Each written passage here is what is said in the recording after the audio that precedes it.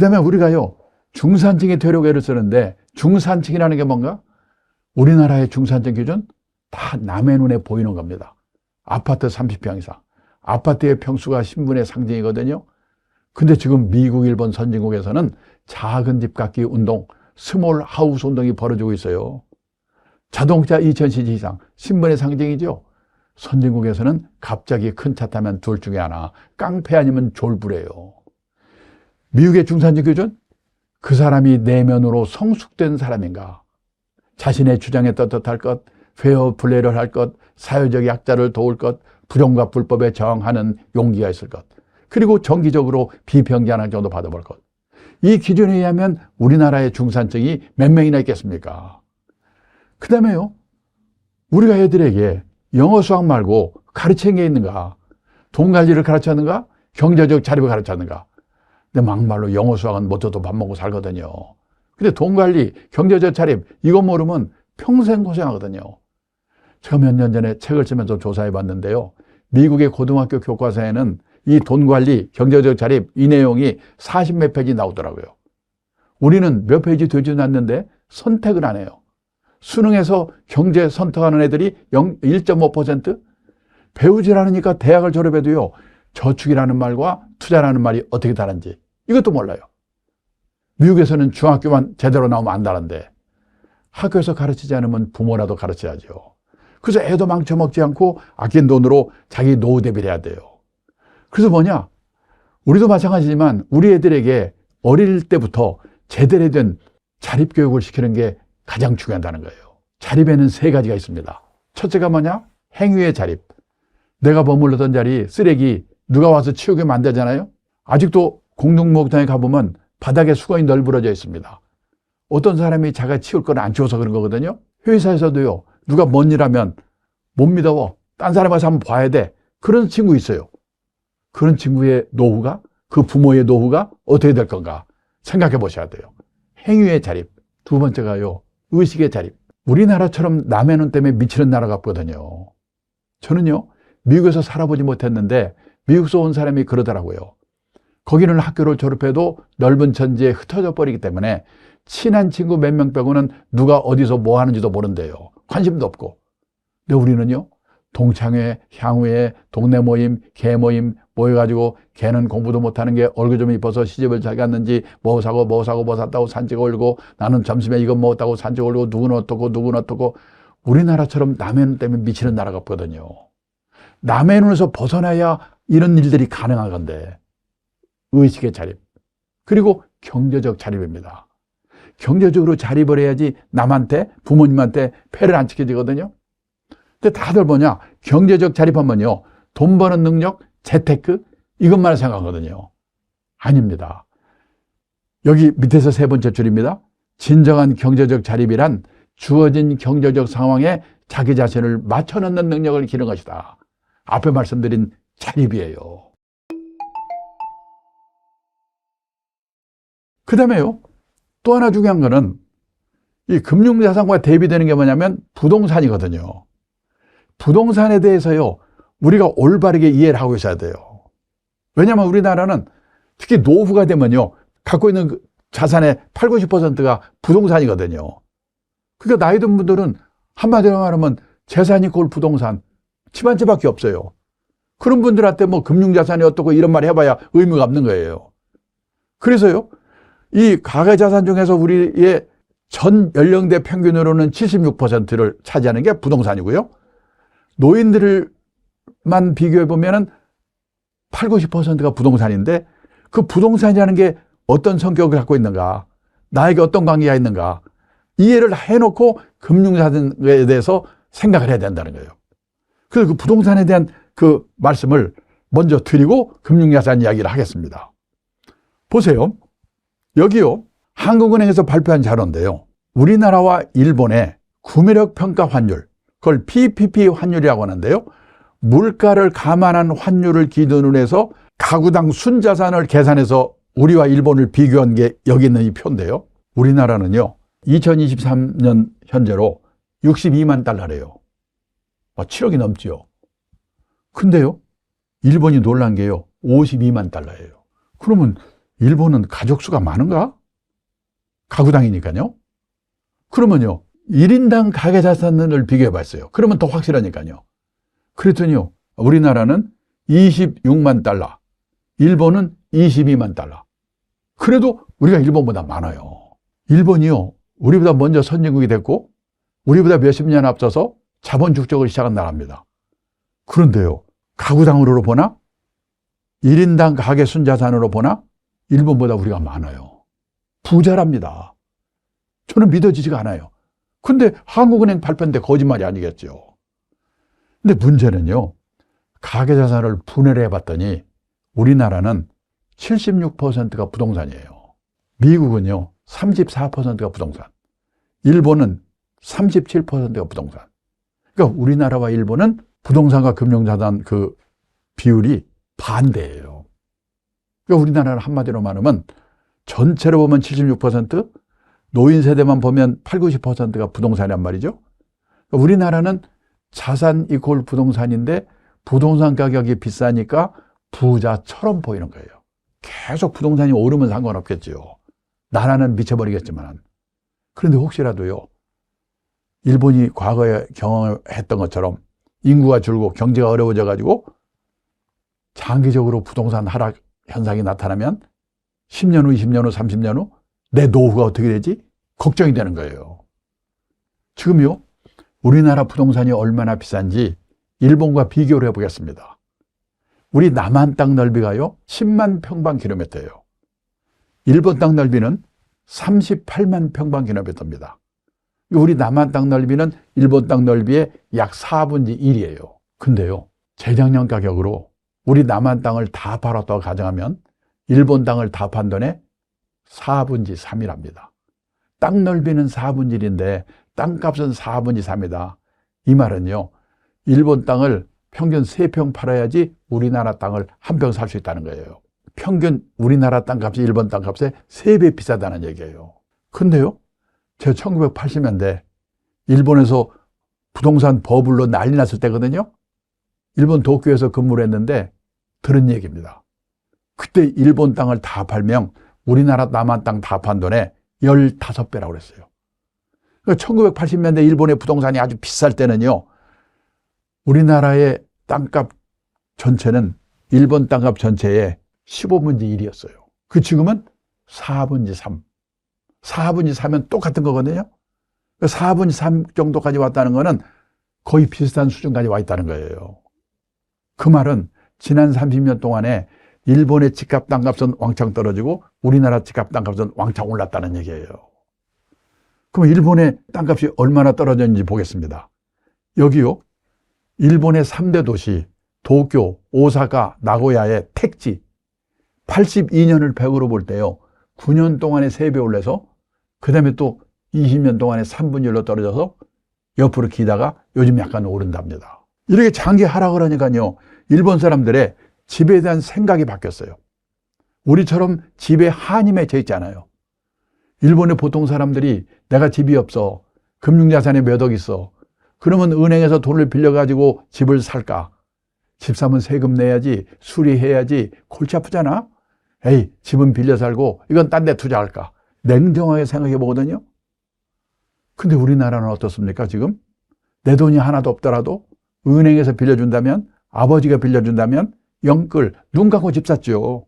근데요, 일본도 1980년대 부동산 버블로 난리 났을 때는요, 우리보다 더 했어요. 근데 일본에서 어떤 일이 있었냐? 일본이 수출이 잘 되니까요, 미국, 유럽 선진국이 일본에게 압력을 넣어가지고 일본의 엔화값을 2배로 올려버렸어요. 수출이 잘 안 되잖아요? 일본 정부가 금리를 절반으로 떨어뜨렸어요. 돈을 왕창 풀었어요. 우리 코로나 때 금리 1%로 떨어져 돈 왕창 불려. 그게 부동산을 난리나게 만들었잖아요.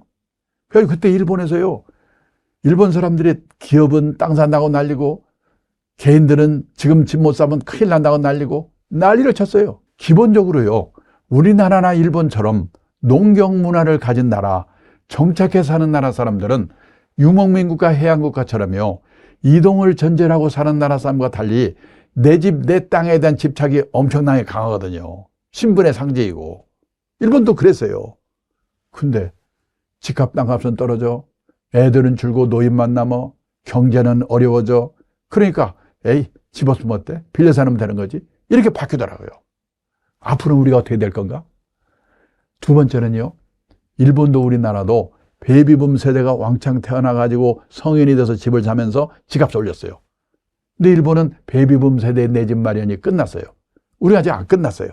끝나면 어떻게 될 건가?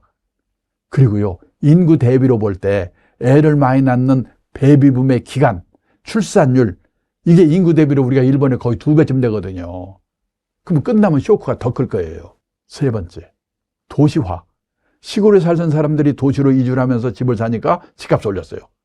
근데 일본은 도시화 과정이 끝나가지고 도시에서 지방으로의 역류 현상이 나타나고 있어요. 우리나라의 도시화율이 몇 퍼센트인지 아십니까? 도시화율이라고 하는 것은 전체 인구 중에서 도시에 사람 인구 비율이거든요. 세계에서요, 싱가포르, 홍콩 같은 도시국가를 제외하면 우리나라 도시화율이 세계에서 1등, 2등이래요. 92%. 시골의 친구가 얼마 전에 그러더라고요. 그 동네에서 막내가 75세래요. 이제 도시로 나올 사람도 없어요. 끝났어요. 네 번째, 이것도 중요한 이유인데요. 선진국에서는 보통 사람이 살고 있는 집 말고 여분으로 집이나 가게를 갖고 있다가 세를 놓습니다. 그 사람이 세를 안 내? 못 내보내요. 선진국은 세입자의 권리가 너무 세기 때문에 소송해야 돼요. 우리도 지금 세 받아먹는 사람들이 너무 소극적이니까 그냥 집을 때려부수고 싶다고 그런 사람도 있거든요. 점점점 우리나라도 선진국처럼 돼가는 거예요. 선진국에서는 개인이 실물로 부동산에 투자하는 게 너무나 골치 아프기 때문에 실물로 투자를 하지 않고 리츠, 부동산 펀드 같은 간접 투자를 한다는 거예요. 안 하는 게 아니고. 근데 리츠나 부동산 펀드는 펀드이기 때문에 금융자산 안에 포함이 되어 있어요. 그래서 미국, 일본의 금융자산 비중이 60%, 70%인 이유가 여기에 있다는 거예요. 근데 지금 알게 모르게 우리도 이런 방향으로 가고 있거든요. 근데 여기까지 말씀드리면 많은 분들이 에이, 집 벌어서 주식사라는 얘기인가? 아닙니다. 저는 지금 뭐 부동산 얘기 하려고 하는 게 아니에요. 그래서 뭐냐? 여기까지 결론만 말씀을 드리면요. 그리고 또 하나 중요한 거는요. 앞으로요, 집을 사줄 사람은 젊은 사람들이거든요. 근데 지난 20년 동안에 우리나라의 20, 30대는 100만 가구 줄었고요. 앞으로 20년 동안에 130만 가구가 또 준대요. 그리고 집을 늘려가는 거는 애들 생기면서 40, 50대거든요. 지난 20년 동안에는 260만 가구가 늘었는데 앞으로 20년 동안에는 190, 180만 가구가 줄어든대요. 그럼 무슨 가구만 늘어나는가? 노인네 가구만 400만 가구 늘었고 앞으로도 580만 가구가 530만 가구가 또 는대요. 근데 노인들은 이미 집이 있거나 없더라도 살 능력이 없는 사람밖에 없잖아요. 누가 집을 살 건가? 이것도 생각해 봐야 돼요. 그래서요, 여기까지 말씀드리면 집 벌어서 주식 사라는 얘기인가? 아닙니다. 함부로요, 단기 예측을 할 수가 없어요. 요즘요, 유튜브에 가보시면은 내년에 우리나라 부동산 시장 난리 난다고 그래요? 그럼 난리 난다는 말은 오른다는 말인가 떨어진다는 말인가? 들어가 봐야 알아요. 어떤 사람은 난리 난다고 그래 놓고 폭락한다는 얘기를 하고 어떤 사람은 난리 났다고 얘기하고 폭등한다는 얘기를 하고 있거든요. 함부로요. 저는 예측할 능력도 없고 예측할 생각도 없어요. 다만 무슨 얘기를 하는 거냐? 금융상과 관련해서 이 원칙만을 말씀드리는 거예요. 사고 팔고는 알아서 하시더라도 주택빈곤, 하우스푸어가 되지 않으려면 원칙은 지켜야 된다. 원칙이 뭔데? 투자라고 하는 것은 리스크가 따르는 것입니다. 따라서 재산이 한 곳에 집중되어 있으면 안 됩니다.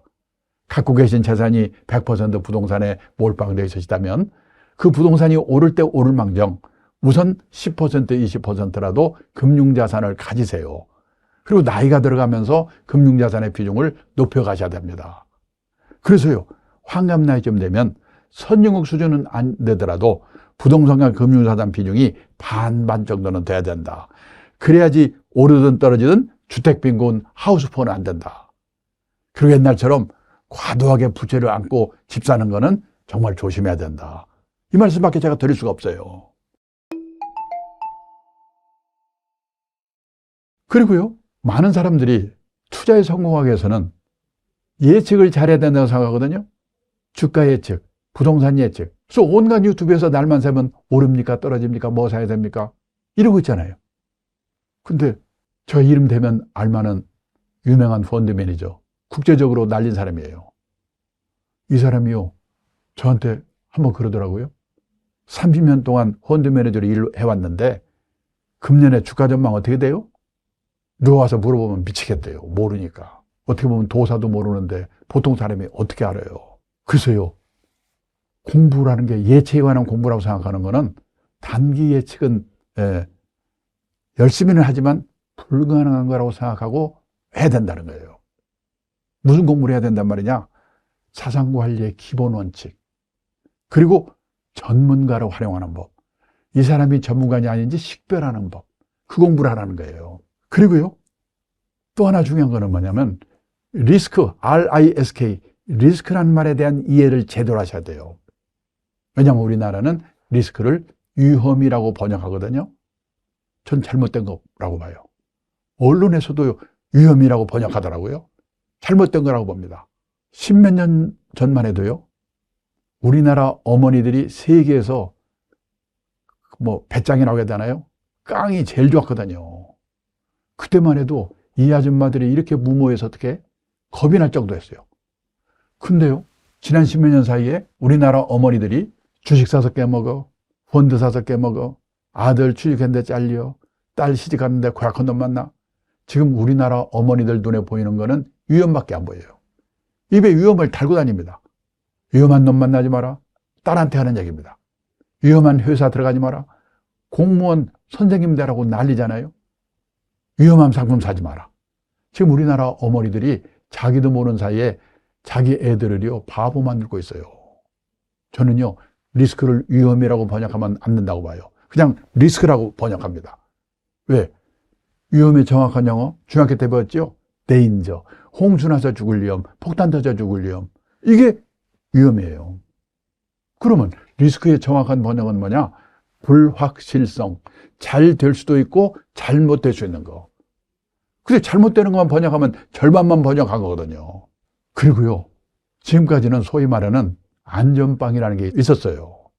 은행에 갔다 예금만 해도 책임져 주면서 금리를 10% 이상 줄 때가 있었죠.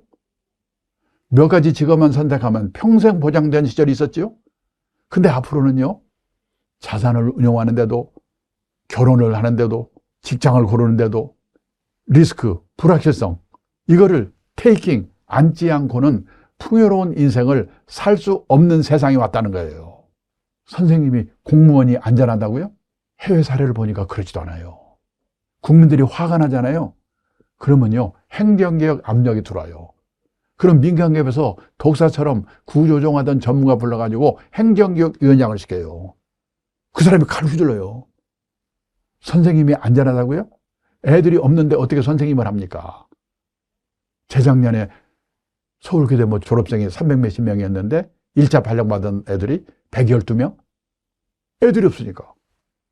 이제요, 안전한 건 없어요. 그렇게 생각하고 생각을 하셔야 돼요. 그래서 제가 놀란 게요, 리스크의 라틴어의 어원이 어디서 나왔냐? 용기를 갖고 도전하다. 용기를 갖고 도전하다는 데서 리스크가 나왔다는 거예요. 저는 이 시점에서 우리나라에 지금 제일 시급한 게 뭐냐? 우리도 우리 애들도 리스크에 도전하되 과감하게 관리할 수 있는 지혜를 배워야 우리한테 희망이 있다. 근데 어머니들은 가지마, 근처도 가지마. 애들을 바보 만들고 있잖아요. 그래? 리스크를 관리하는 지혜를 배우라고?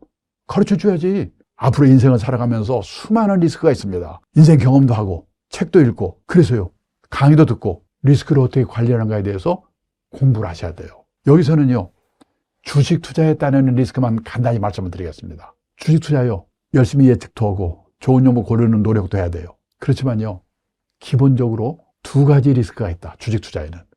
그걸 어떻게 방어할까? 그걸 알고 두 가지 리스크를 관리, 방어하는 방법을 알고 실천해야 돼요. 첫째 리스크가 뭐냐면 시장 리스크, 마켓 리스크라고 합니다. 내가 아무리 좋은 주식을 갖고 있다고 하더라도 5년 전님한테 코로나 사태로 주가 박살날 때 미리 아셨습니까? 우크라이나 사태로 주가 박살날 때 미리 아셨습니까? 9.11 테러로 주가 박살날 때 미리 아셨습니까? 제가 51년째 이 업계에서 일을 해왔는데 가끔 불치의 사태가 나타나요. 지나고 보니까 그 사태가 언제 나타날지, 그 상황이 언제 끝날지 지나고 보니까 모르는 거예요. 그런데 내가 갖고 있는 주식이 우량 주식이라는 확신만 있다면 6개월 후가 될지 1년 후가 될지 2년 후가 될지는 모르지만 그 상황이 지나가면 다시 오를 수 있다. 그때까지 기다릴 수밖에 없다. 그래서 장기 투자를 하세요. 그러는 거예요. 근데 제가 어디 가서 장기 투자 얘기만 하면 많은 분들이 짜증내거든요. 바빠 죽겠는데 올라 떨어져 그 말만 하세요. 그건 모른다니까요. 시장 리스크는 장기 투자로 방어하는 거다. 그 다음에요, 아무리 시장이 다 같이 오르더라도 불량 주식은 안 올라요. 그게 개별 종목 리스크예요. 그래서요, 좋은 종목을 고르는 노력을 해야 돼요. 분석도 해보고 전문가 도움도 받고. 근데 아무리 노력을 해도 신의 한 이상 100% 우량 종목 고른다는 보장이 없거든요. 그래서 5종목, 10종목, 20종목에 분산 투자하세요. 그러는 거예요. 예를 들어서요, 석유 주식하고 항공 주식을 같이 삽니다. 그러면요, 석유값이 오르면은 비행기 운항 비용이 비싸지니까 항공주 주가는 떨어져요. 근데 석유 주가는 올라요. 그래서 5종목, 10종목, 20종목에 평균 수익률 높이는 노력을 해야 돼요. 근데요, 분산 투자에는요, 3가지가 있어요. 지금처럼 항공 주식, 석유 주식 이런 식으로 분산하는 거를 종목 분산이라고 합니다. 그리고요, 이번 달에도 50만 원, 다음 달에도 50만 원, 다음 달에도 50만 원. 시간을 나누어서 적금 묻듯이 투자하는 것을 시간 분산이라고 그래요. 그리고요, 젊을 때는 공격적으로 해도 되지만은 나이가 들면은요, 너무 주식을 100% 갖고 있다 주가 떨어지면 심장마비로 돌아가시거든요. 나이가 들면 공격적인 상품의 비중을 낮춰야 돼요. 젊을 때는 현역이고 인생이 길게 남아있기 때문에 리스크가 큰 상품에서 공격적인 상품에 많이 넣어도 돼요. 그걸 뭐라고 하냐면 리스크 크기별 분산이라고 그래요. 이건 뒤에서 말씀드릴게요. 또 하나 중요한 거는요, 금융자산 운용을 할 때는 금융자산이 내가 5천만 원 있다, 1억 있다, 2억 있다.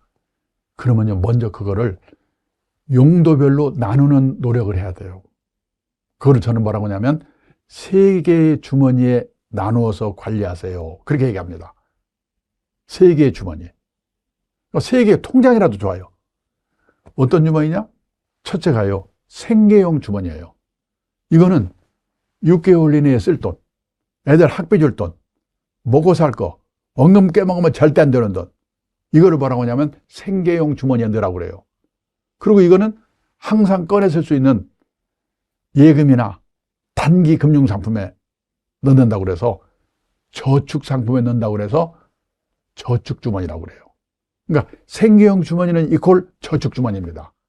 생계형 주머니의 성격을 말씀드린 거고 생계형 주머니에 맞는 금융상품이 저축상품이라는 거예요. 그 다음에요, 제일 오른쪽에 자산형성 주머니.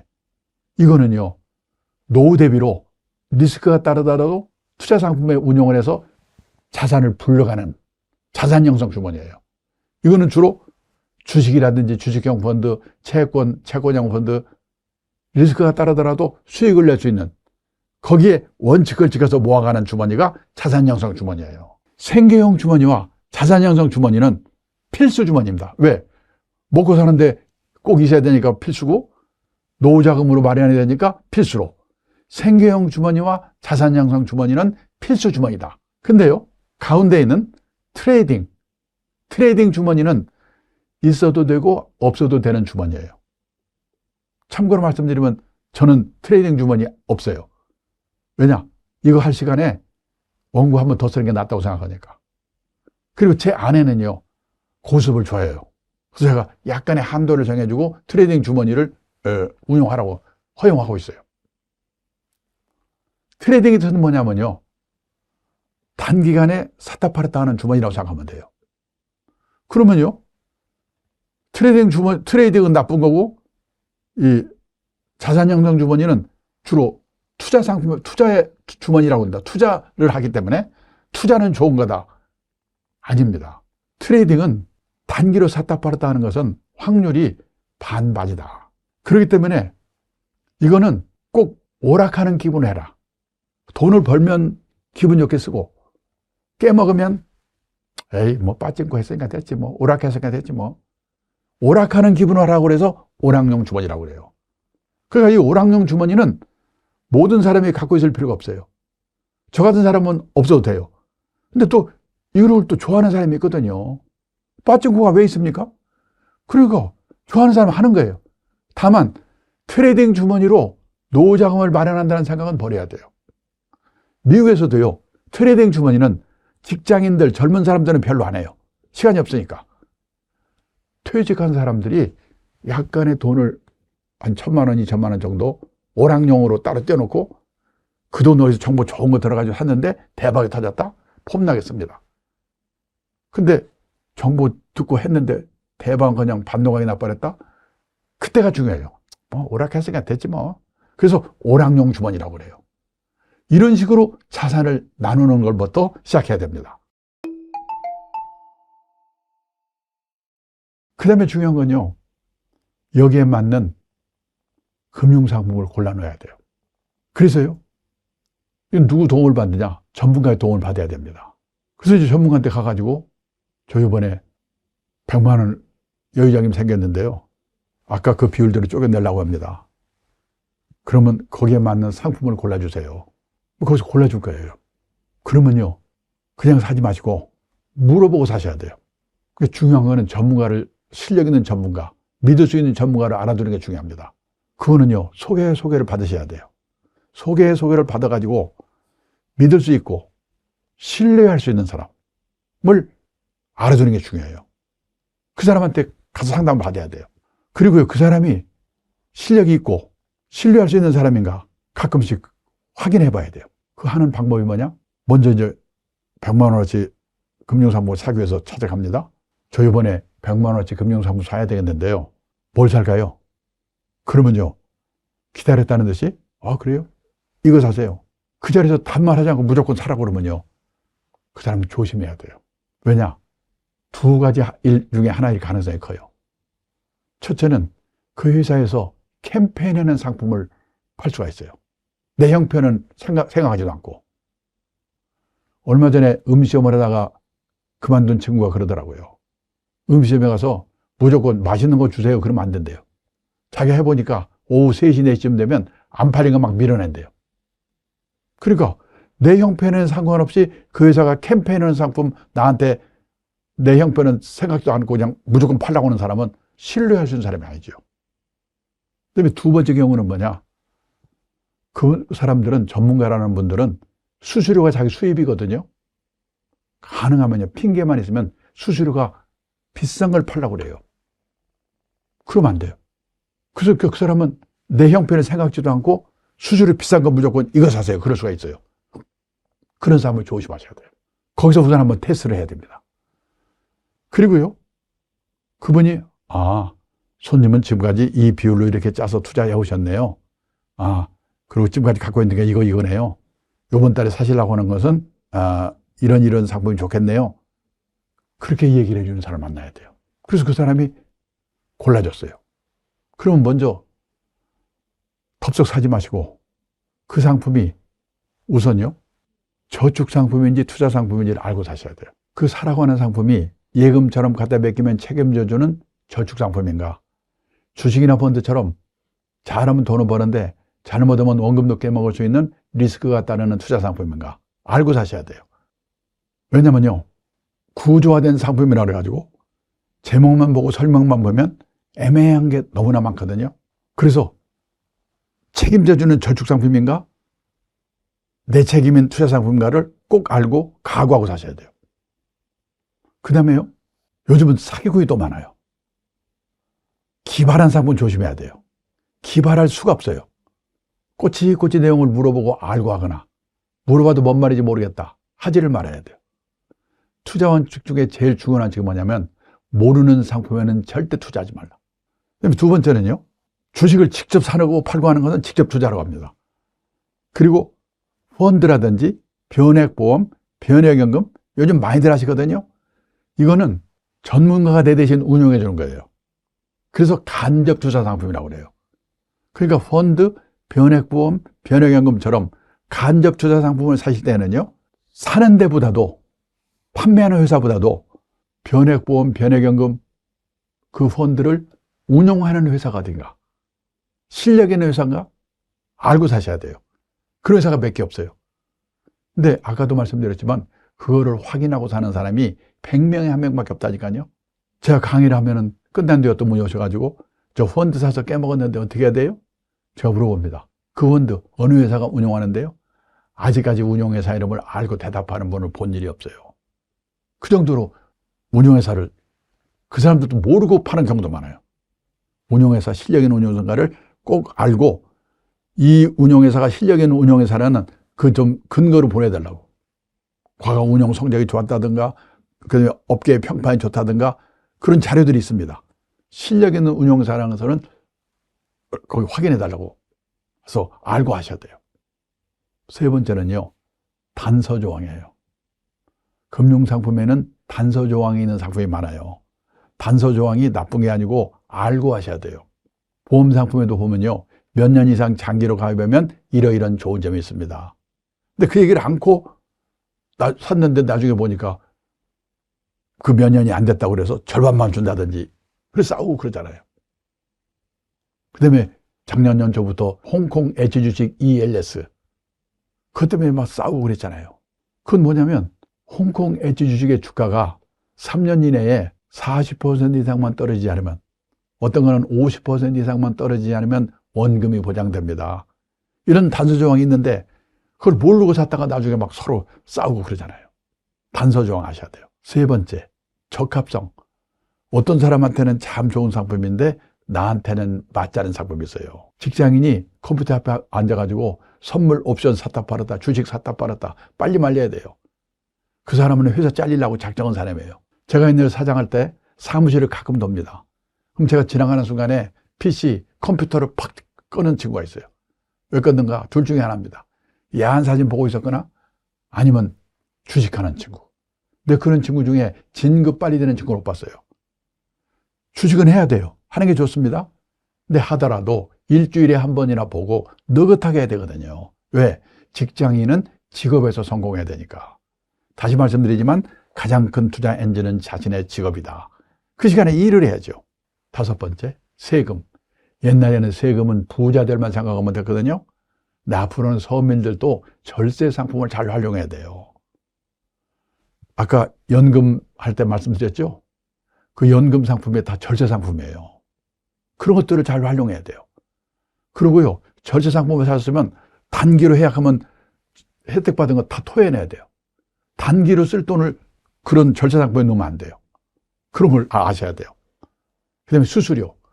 펀드 사시면서 보험 가입하시면서 수수료가 얼마나 되는가? 이거 물어보고 사는 사람 100명에 1명도 없어요. 근데 선진국의 투자가들은 펀드 살 때 제일 먼저 물어보는 게 수수료예요. 왜? 0.5% 차이만 나도 5년, 10년 가면 큰 차이를 내거든요. 그러니까 금융상품을 사실 때에는 이런 것들을 꼼꼼히 확인하고 사셔야 된다.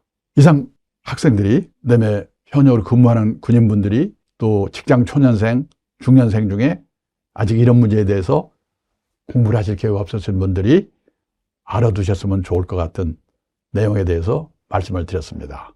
자산을 운용하시는데, 노후자금을 마련하시는데 조금이라도 도움이 되셨기를 빌면서 제 강의를 끝내겠습니다. 감사합니다.